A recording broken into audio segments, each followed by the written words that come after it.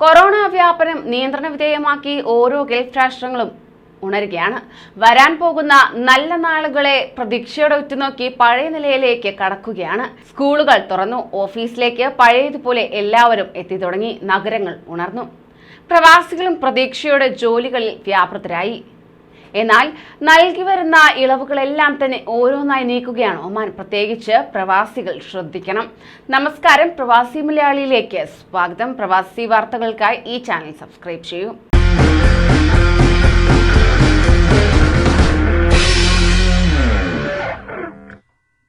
രാജ്യത്തെ വിദേശികളുടെ താമസ നിയമത്തിൽ ഭേദഗതി വരുത്താൻ ഒമാൻ തീരുമാനിക്കുകയുണ്ടായി.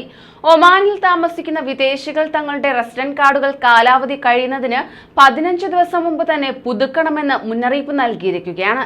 ഇത് സംബന്ധിച്ച സുൽത്താന്റെ ഉത്തരവ് ഗസറ്റിൽ പ്രസിദ്ധീകരിക്കുകയും ചെയ്തു. കഴിഞ്ഞ ആഴ്ചയാണ് സുൽത്താൻ ഇത് സംബന്ധിച്ച ഉത്തരവ് പുറപ്പെടുവിച്ചത്. പുതിയ കാർഡ് അനുവദിക്കാതിരിക്കാനും പുതുക്കി നൽകാതിരിക്കാനും വ്യവസ്ഥയുണ്ടാകുമെന്നും 60/2021 നമ്പർ രാജകീയ ഉത്തരത്തിൽ വ്യക്തമാക്കുന്നു.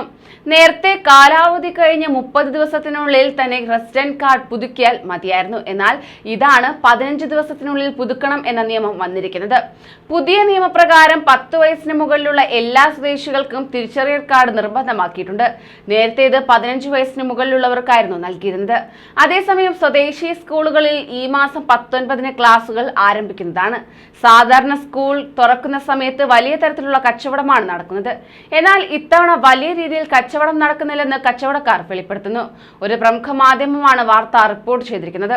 മുൻ വർഷങ്ങളിലെ സ്റ്റോക്കുകൾ പരമാവധി തീർക്കാനാണ് ഇപ്പോൾ കച്ചവടക്കാർ ലക്ഷ്യം വെക്കുന്നത്.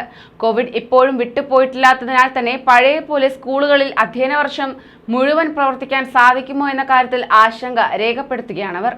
കൂടാതെ സ്കൂളുകളിലേക്ക് ആവശ്യമുള്ള പല സാധനങ്ങളും നിയന്ത്രിച്ചാണ് പലരും വാങ്ങുന്നതെന്ന് കച്ചവടക്കാർ അഭിപ്രായപ്പെടുന്നു.